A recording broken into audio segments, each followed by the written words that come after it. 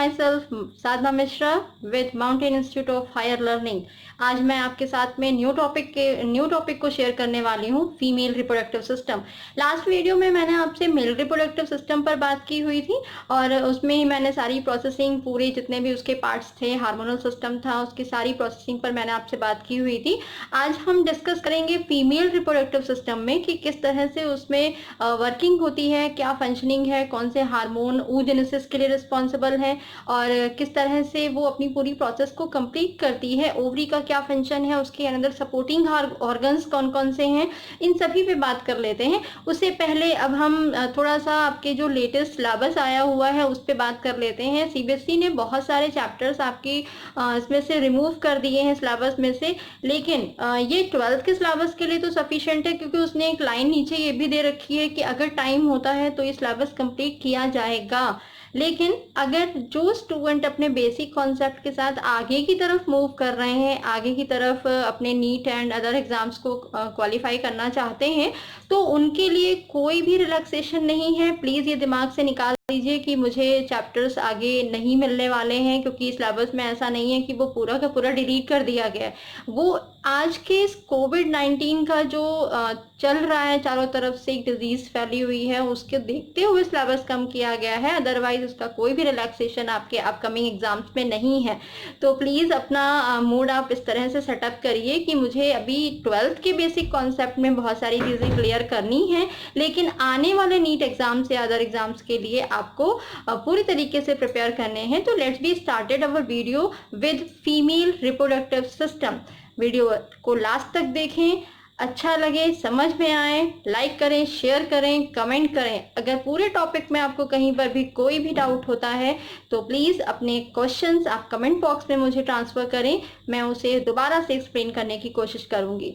Okay, let be started our new. सबसे पहले हम यहाँ पर जो फीमेल रिप्रोडक्टिव सिस्टम यहाँ पर शो किया गया है according to your NCERT book, सबसे पहले मेरा टारगेट रहता है कि एनसीईआरटी के बेसिक कॉन्सेप्ट को क्लियर किया जाए, क्योंकि वो आपके बोर्ड एग्जाम और उसके साथ ही साथ आपके आने वाले अपकमिंग एग्जाम्स के लिए भी इम्पॉर्टेंट होता है। तो बेसिक कॉन्सेप्ट अगर क्लियर होगा तो उससे रिलेटेड आपके जितने भी क्वेश्चन होंगे वो आप बहुत आसानी से शॉर्ट आउट कर पाओगे। पहले उसको समझ लीजिए, जिससे कि हर एक चीज़ आपके लिए बहुत ईजी वे में एक्सप्लेन करना आसान होगा। इसमें आप फिगर में देख सकते हो कि यहाँ पर कुछ पार्ट्स दिए गए हैं, कुछ इसमें इंटरनल पार्ट्स हैं, कुछ एक्सटर्नल ट्यूब्स इसमें ऐड हैं, ओवरी का पोर्शन है। तो वन बाई वन हम इस पे बात करते हैं। सबसे पहले नीचे से देखते हैं, यहाँ पर this is the vagina, vagina के ऊपर सर्विकल कैनाल एंड सर्विक्स, ये तीनों पार्ट आपके लोअर पेल्विक रीजन का, या हम कह सकते हैं कि फीमेल रिप्रोडक्टिव सिस्टम का सबसे लास्ट का पार्ट आ जाता है। उसके ऊपर आप देख रहे हो ये यूट्रस की लाइनिंग दी गई है, यूट्रस की लाइनिंग, जिसको यहाँ पर डिविजिबल किया गया है 3 मेन पार्ट में, endometrium, myometrium and perimetrium. Outside to inside जब हम मूव करेंगे तो यहाँ पर इसकी लेयरिंग पर बात कर लेते हैं। पेरी मीन्स आउटर, ठीक है। तो जो आउटर लेयर यूट्रस की है वो है पेरीमेट्रियम, और मिडिल पार्ट जो यहाँ पर दिया हुआ है जो कि मस्कुलर स्ट्रक्चर में है, फैटी सेल्स को यहाँ पर कैप्चर कर रहा है, this is known as myometrium. और इंटरनल लेयर जो कि यूट्रस कैविटी या यूट्रिन कैविटी की तरफ मूव करता है, this is known as endometrium. Okay, उसके बाद में जब हम इसके अंदर की तरफ मूव करते तो यहाँ पर आप देख रहे हो कि एक कैविटी लाइक यहाँ पर स्ट्रक्चर टी शेप में शो किया गया है, this is known as uterine cavity because it is made up by the uterus cells. Uterus की लेयर से बना हुआ है, कैविटी फॉर्म हुई है, that's why it is known as uterine cavity.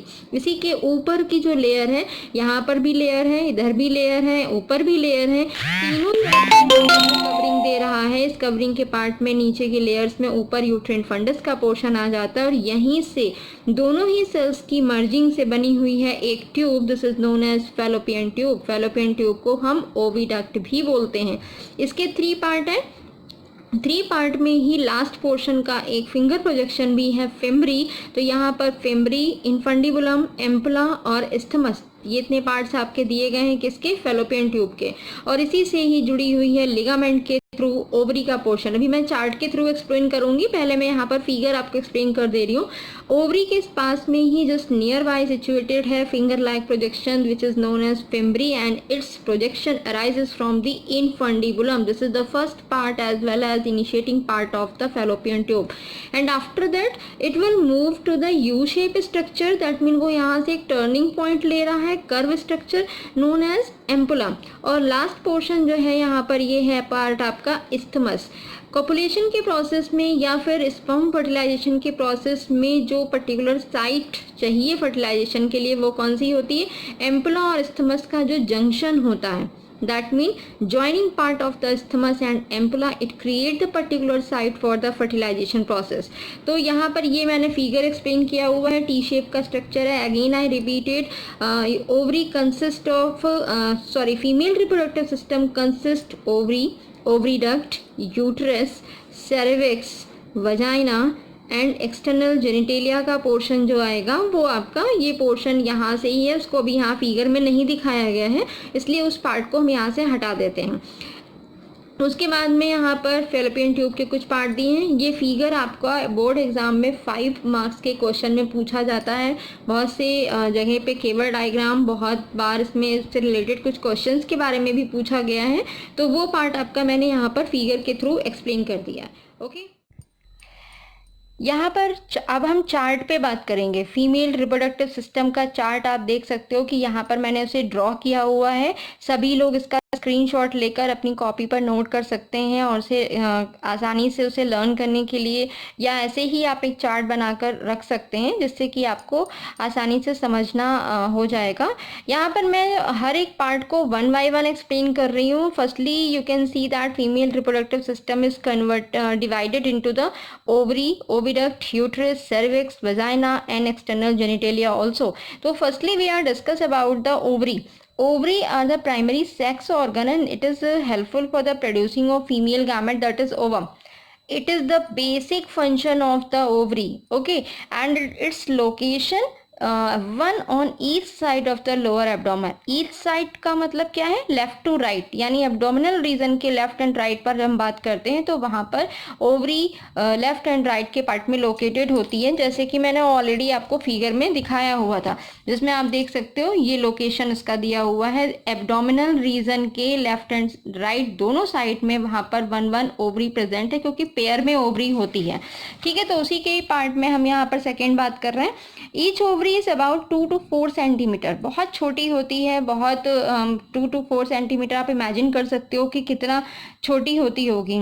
ये इसका जो कनेक्शन है वो पेल्विक वॉल और यूट्रस के साथ में जब वो जुड़ती है तो आप वहाँ पर कौन सी फाइबर, कौन सा वहाँ पर अटैचिंग होगा, तो उसके लिए यहाँ पर लिगामेंट को डिफाइन किया गया है। क्लास 10th में भी आपने पढ़ा होगा, ligament and tendon both are responsible for the attaching of two particular organs, two particular portions. Whenever muscle to bone is attached, then tendon is helpful, but whenever muscle to muscle is connected with each other, then it is completed with the help of ligament. Clear?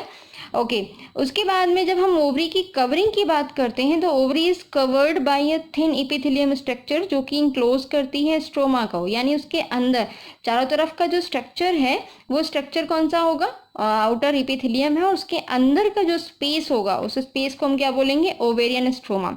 Stroma को divide किया गया 2 Jones में। Figure में आप देख सकते हो, इसमें ये जो आउटलाइन है ये क्या है, थिन इपिथेलियम का पोर्शन, इसके अंदर का जो ये स्ट्रक्चर दिया हुआ है this is known as antrum. Antrum का पोर्शन स्ट्रोमा, स्ट्रोमा के पार्ट को यहाँ पर डिवाइड किया गया 2 पार्ट में, एक आउटर पोर्शन है और एक इनर पोर्शन है। आउटर पोर्शन को जब हम बात करते हैं तो this is known as peripheral cortex, and जब हम उसके इनर साइड बात करते हैं तो inner medulla. Peripheral cortex, peri means outer होता है, आउटर जो रीजन है उसे कॉर्टेक्स बोला जा रहा है। उसका मेन काम है ओवेरियन फॉलिकल्स को कंसिस्ट करना। ओवेरियन फॉलिकल्स मीन्स जहाँ पर ओवा की फॉर्मेशन होगी। नेक्स्ट इनर मेडुला की जब हम बात करते हैं तो deep in the ovarian cortex, ये कॉर्टेक्स रीजन में डीप स्ट्रक्चर में होता है, लेकिन इसमें एक बेसिक डिफरेंस ये है कि फॉलिकल्स इसमें एब्सेंट होते हैं। कॉर्टेक्स में प्रेजेंट है बट इनर मेडुला में फॉलिकल्स एब्सेंट होते हैं। क्लियर। ये ओवरी का स्ट्रक्चर है। यहाँ पर प्राइमरी सेक्स ऑर्गन है, मेन फंक्शन ओवा को रिलीज करना है। हर एक साइड में 1 ओवरी प्रेजेंट होती है। ओवरी 2 to 4 सेंटीमीटर लेंथ में है।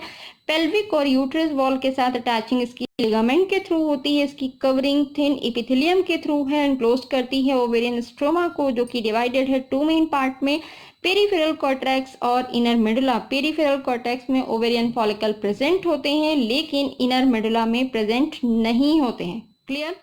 बाद अब हम ओविडक्ट पे बात करेंगे। ओविडक्ट, जिसका दूसरा नाम मैंने ऑलरेडी यहाँ पर मेंशन किया हुआ है, फैलोपियन ट्यूब, जिसको मैं फिगर में आपसे डिस्कस कर चुकी हूँ। ओविडक्ट में अगर हम इसकी बात करें तो ओविडक्ट, यूट्रस और वजाइना, ये तीनों जो पार्ट हैं वो फीमेल एसेसरी डक्ट्स में इंक्लूड किए जाते हैं। इसको आप अच्छे से याद रखिएगा। ओविडक्ट, यूट्रस और वजाइना, ये तीनों ही फीमेल एसेसरी डक्ट में कॉन्स्टिट्यूशनल पार्ट में ऐड किए जाते हैं।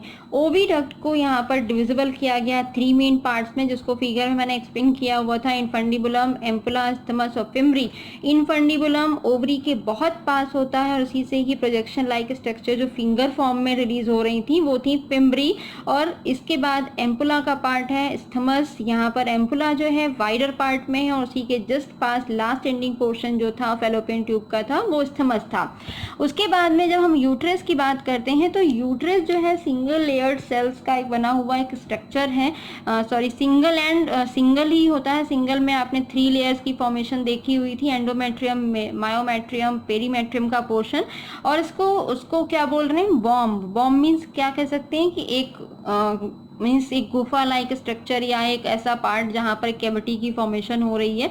It is supported by the ligament. Pelvic wall से जुड़ा हुआ यूट्रस होता है, लिगामेंट से अटैच है। यूट्रस कहाँ ओपन हो रहा है, वजाइना में, और वजाइना से ही वहाँ पर मूव करती है सर्विकल कैनाल, जो कि सर्विक्स से बनी हुई होती है, जिसको फिगर में मैंने आपको दिखाया हुआ था। यूट्रस की ओपनिंग किस में हो रही है, वजाइना में। ठीक है। और वजाइना के साथ में जो एक नैरो ट्यूब की फॉर्मेशन हो रही है, this is known as cervical canal which is formed by the cervix. यहाँ पर उसका पार्ट दिया गया है। अब हम यूट्रस की 3 लेयर्स पे बात करते हैं, जिसको मैंने फिगर में ही दिखाया हुआ था। 3 लेयर्स हैं। एक्सटर्नल थिन मेम्ब्रेनस से बनी हुई है, पेरीमेट्रियम मिडल थिक है, स्मूथ मसल से बनी हुई है, मायोमेट्रियम, क्योंकि उसको कॉन्ट्रैक्शन करना पड़ता है। कॉन्ट्रैक्शन दैट मीन कॉन्ट्रैक्ट करना, रिलैक्स करना, कॉन्ट्रैक्ट करना, रिलैक्स करना। तो वहां पर उसके लिए स्मूथ मसल्स की रिक्वायरमेंट होती है, इसलिए वहां पर क्या बोला गया, मायोमेट्रियम। एंडोमेट्रियम ग्लैंडुलर लेयर है, ग्लैंडुलर स्ट्रक्चर से बना हुआ है, क्योंकि इसे भी एक्सपेंड होना पड़ता है। मेंस्ट्रुअल साइकिल में इसकी एक्सपेंडिंग होती है, देन फिर वो रिमूविंग होती है, तो वहां पर उसे ग्लैंडुलर सेल्स की फॉर्मेशन होती है। दैट मीन इम्प्लांटेशन के लिए जो सेल्स रिक्वायर्ड हैं वो हैं आपकी glandular cells, and which is helpful in the forming of endometrium. This is the inner part of the uterus. उसके बाद में जब हम cervix पे बात करते हैं तो ये cervix का जो पोर्शन है, ये cervix की एक कैविटी की फॉर्मेशन करता है इंटरनल, जहाँ पर cervical canal का पोर्शन मैंने बताया हुआ था, और वहीं पर वजाइना में इसकी ओपनिंग है, और वो उसे वहाँ पर तीनों मिलकर क्या बनाते हैं, birth canal. At the time of delivery baby is just delivered from this birth canal. यहाँ पर ये तीनों ही ऑर्गन्स उसको यहाँ पर डिलीवर करने के लिए हेल्पफुल होते हैं। अब जो लास्ट पार्ट हमारा है वो है एक्सटर्नल जेनिटेलिया। एक्सटर्नल जेनिटेलिया यहाँ पर दिया हुआ है, फिगर में मेंशन नहीं किया था, मैंने ऑलरेडी आपको बताया हुआ था। उसके इंक्लूडिंग पार्ट्स बस आप लर्न कर लो, क्योंकि ये पूछे जाते हैं। Mons pubis, labia majora, labia minora, hymen, clitoris. Mons pubis outer layer होती है एक्सटर्नल जेनिटेलिया की, जो कि फैटी टिश्यूज से बनी हुई होती है, और इसमें जो पार्ट प्रेजेंट होते हैं वो क्या है कि स्किन बहुत ही फैटी है, और यहाँ पर प्यूबिक हेयर्स प्रेजेंट होते हैं। प्यूबिक हेयर्स इसलिए पेल्विक रीजन का ऑर्गन है, प्यूबिक पार्ट है। यहाँ पर ये आपके जब चेंजेस होते हैं बॉडी स्ट्रक्चर्स में, तब वहाँ पर इन सारी चीज़ों की डेवलपिंग होती है। लेबिया मेजोरा जो है उसके ठीक नीचे वाला पार्ट है, फ्लैशी फोल्ड ऑफ टिश्यूज से मिलकर बना होता है। मेजोरा बड़ा है, माइनोरा छोटा है, क्योंकि मेजोरा के ठीक नीचे ही दूसरा फोल्डिंग आता है, वो है माइनोरा का पोर्शन, और लेबिया माइनोरा को ही कवर अप करती है आपकी hymen. This is the thin layer which is present on the vaginal cavity, vaginal part. और ये हाइमन जो है ये आपकी वर्जिनिटी को मेंटेन करती है, लेकिन ये एश्योर नहीं होता कि अगर हाइमन ब्रेक हो चुका है तो वो वर्जिन नहीं है, क्योंकि हाइमन बहुत ही थिन लेयर है। तो बहुत सारे ऐसे केसेस होते हैं जिनकी वजह से हाइमन ब्रेक हो सकती है। That mean cycling, jumping, running as well as another factors which are responsible for the breaking off the hymen. तो this is the opening part of the vagina. कभी भी वो ब्रेक हो सकती है। तो पार्शियल है, बहुत ही ट्रांसपेरेंट जैसी लेयर होती है, टूटती है। तो उसके बाद जो दूसरा पार्ट आता है वो है क्लाइटोरस। क्लाइटोरस एक फिंगर लाइक स्ट्रक्चर होता है जो कि लेबिया माइनोरा पर प्रेजेंट होता है, यूरिथल की ओपनिंग के लिए हेल्पफुल होता है। तो these are the external genitalia organs, जो कि पार्ट यहाँ पर दिए हैं, mons pubis, labia majora, labia minora, hymen, clitoris. Hymen को स्टार पॉइंट में आप लर्न करें क्योंकि ये 1 मार्क के क्वेश्चन में कवर अप किया जाता है। ओके, तो ये जो चार्ट मैंने यहाँ पर बनाया हुआ, this is very beneficial for you. आप यहाँ पर उसको स्क्रीनशॉट ले सकते हो, उसे वहाँ पर नोट कर सकते हो और आज को अच्छे से समझ लें। whenever you have any doubt, any query, then put your questions in my comment box। मैं वहाँ पर आपको सारे आंसर्स शॉर्ट कर दूंगी। ओके, चार्ट के बाद में अब हम डायग्रामेटिक सेक्शनल व्यू ओवरी का जो है उस पर बात करते हैं। यहाँ पर फिगर मैंने एनसीईआरटी का लिया हुआ है and it's labelling and figure is so important for your board examination. Sperm और ओवरी के डायग्राम में से एक डायग्राम आपके बोर्ड एग्जाम्स में 100% आता ही है। So you learn this diagram with the proper labelling and function also. यहाँ पर आप फिगर में देख सकते हैं कि बहुत ही एक प्रॉपर वे में इसके स्ट्रक्चर को एक्सप्लेन किया गया है, जिसमें आप देख सकते हो। सबसे पहले हम लेबलिंग पे बात कर दें। These are the blood vessels.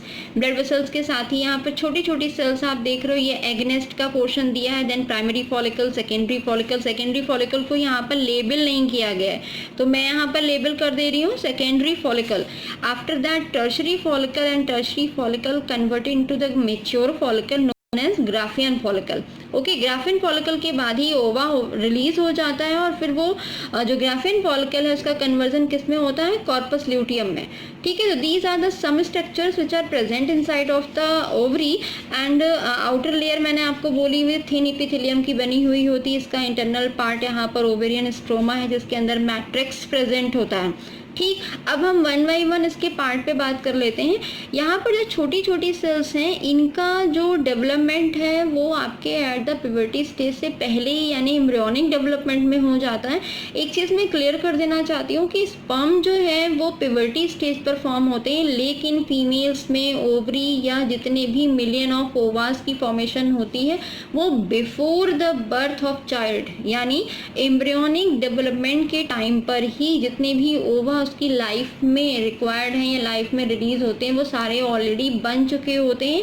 बस ये कह सकते हैं कि वो प्री मैच्योर हैं। एगनेस्ट में स्लोली वो फॉर्म करते हैं एंड पर मंथ 1 ओवा is release from the 1 ovary and slowly it form the one ovarian structure या follicle structure form करता है।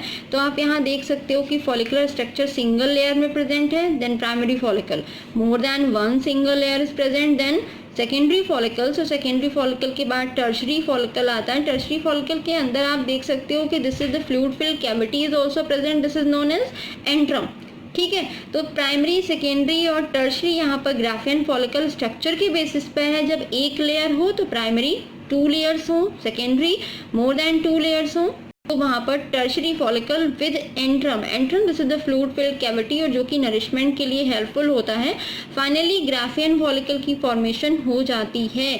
ग्राफियन फॉलिकल जब फॉर्म कर जाता है, now it's the time of the ovulation process. At the time of ovulation, this Graafian follicle is ruptured and ova is released out of the ovary। जैसे ही ओवा बाहर release होता है वो इमीडिएटली अपने चारों तरफ किसकी फॉर्म करता है, जोना पेलुसिडा लेयर की फॉर्मेशन कर देता है for the protection. Graafian follicle जो कि ओवा को रिलीज कर चुका है, अब उसका कन्वर्जन किस में हो जा रहा है, कॉर्पस ल्यूटियम में। कॉर्पस ल्यूटियम यहाँ पर 2 टाइप के हार्मोन्स को रिलीज करता है। प्रोजेस्टेरॉन और रिलैक्सिन। प्रोजेस्टेरॉन का मेन फंक्शन है यूट्रस की मेंटेनिंग करना और फीमेल बॉडी में कैल्शियम आयन का बैलेंस कर देना। साथ ही साथ दूसरा हार्मोन रिलीज करता है रिलैक्सिन। ये हार्मोन डिलीवरी के टाइम पर इसके लिए हेल्पफुल होता है। दैट मीन जहाँ पर पॉस्चराइजेशन की प्रोसेस होती है, डिलीवरी की प्रोसेस होती है, वहाँ पर रिलैक्सिन हार्मोन जो कि कॉर्पस ल्यूटियम से रिलीज होता है वो वहाँ पर हेल्पफुल है। यहाँ पर आप देख रहे हो कि मैंने कुछ फंक्शंस भी लिखे हुए हैं। कॉर्पस ल्यूटियम में मैंने यहाँ पर ऑलरेडी लिख के रखा हुआ है कि एंडोमेट्रियम की मेंटेनेंस के लिए हेल्पफुल होता है। ओवरियन स्ट्रोमा में मैट्रिक्स अवेलेबल होता है। तो this is the figure of ovary. यहाँ पर हर एक पार्ट को डिफाइन किया गया। इसी स्ट्रक्चर को ड्रॉ करने की कोशिश करिए। हर एक पार्ट को एक्सप्लेन करने के लिए पर्टिकुलर आपको ये सारे पार्ट्स लर्न होने चाहिए जिससे कि आप आसानी से उसे एक्सप्लेन कर सकें। फाइनली फीमेल रिप्रोडक्टिव सिस्टम में ओवरी की पूरी जो वर्किंग है या फीमेल रिप्रोडक्टिव सिस्टम में ओवरी का स्ट्रक्चर कैसे फॉर्म होता है, क्या फंक्शन होता है, क्या वर्किंग होती है, उसके कुछ फ्यू पॉइंट्स यानी की पॉइंट्स पे बात करने वाली हूँ। सबसे पहले क्या है ओवा की फॉर्मेशन, oogenesis। oogenesis स्टार्ट कब होती है? एम्ब्रियोनिक डेवलपमेंट स्टेज पर। oogonia या oogenesis की प्रोसेस के थ्रू बने हुए जो oogonia हैं वो बर्थ के बाद ना तो ऐड होते हैं और ना ही फॉर्म होते हैं। ये सेल्स डिवीजन को स्टार्ट करती हैं। प्रोफेज फर्स्ट तक पहुंचते पहुंचते वहां पर मियोटिक डिवीजन की स्टार्टिंग करेंगी और टेम्परली अरेस्ट होकर के वहां पर उस स्टेज को कवर करेंगी। उसको क्या बोलेंगे? Primary oocyte। प्राइमरी oocyte अपने चारों तरफ ग्रेनुलोसा सेल्स की फॉर्मेशन करता है सिंगल पार्ट में, तब उसे क्या बोलेंगे? Primary follicle. More than one cell, one layer, then secondary follicle and move to the tertiary follicle. और टर्शरी फॉलिकल चेंज करता है किसमें? मैच्योर फॉलिकल में ग्राफियन फॉलिकल स्ट्रक्चर की फॉर्मेशन करेगा। ओवुलेशन के पार्ट में वहां पर वो रप्चर होके ओवा को रिलीज करेगा और फाइनली वो कन्वर्ट हो जाएगा किसमें? कॉर्पस ल्यूटियम में। ओके, कॉर्पस ल्यूटियम के बाद में अब यहाँ पर सपोर्टिंग लिगामेंट जो मैंने तो बताए हुए थे कि लिगामेंट के थ्रू वो जुड़ा हुआ होता है। तो सपोर्टिंग लिगामेंट कौन से? Broad ligament, mesovarium, ovarian ligament. ये आपके सिलेबस के पार्ट में नहीं है लेकिन लिगामेंट्स के 3 पार्ट्स हैं जो कि वहाँ पर हेल्पफुल होते हैं। हार्मोन्स ऑलरेडी मैंने आपको बता दिए हैं। एस्ट्रोजन जो कि oogenesis के लिए हेल्पफुल है, प्रोजेस्टेरॉन, रिलैक्सिन दोनों ही आपके कॉर्पस ल्यूटियम से रिलीज होते हैं। प्रोजेस्टेरॉन एंडोमेट्रियम को मेंटेन करता है, कैल्शियम आयन को बैलेंस करता है, रिलैक्सिन डिलीवरी की प्रोसेस में हेल्पफुल होता है। फाइनली यहाँ पर फीमेल रिप्रोडक्टिव सिस्टम का एक एक पार्ट मैंने आपके एनसीईआरटी के थ्रू आपको एक्सप्लेन किया हुआ है। Our first target is that to just maintaining of the highest score in class 12th examination. सबसे पहले बेसिक कॉन्सेप्ट को आप लर्न करते जाएं। कोई भी डाउट हो, कोई भी प्रॉब्लम हो, कमेंट बॉक्स में मुझे क्वेश्चंस डालें। मैं आपको पूरे सारे क्वेश्चंस का आंसर प्रॉपरली दूंगा। यहाँ तक कि जितना भी पार्ट है आपको समझ में आया हो। पूरे वीडियोस को मेरे लाइक करें, कमेंट करें और अपने फ्रेंड्स के साथ में शेयर करें। Thank you.